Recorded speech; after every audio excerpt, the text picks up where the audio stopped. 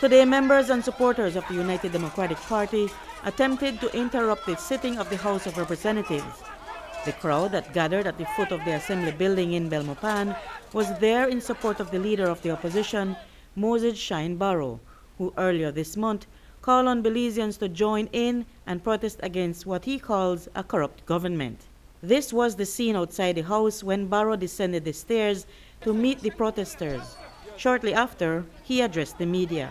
This is what happens when you have tens of millions of dollars to invest in these shell companies by cronies, and you don't have money to pay people their social security benefits. I cannot understand how we have tens of millions of dollars to invest in shell companies, but we don't have the money to give the people. The interview was interrupted when the crowd pushed the guardrails and tried to overpower the police. And then Barrow returned to the interview and criticized the government for its recent announcement to borrow money from the Social Security Board. Even with the loan, not even a loan, I don't know if it's a loan, I don't know if it's an investment, I don't know what it is, because there's no transparency.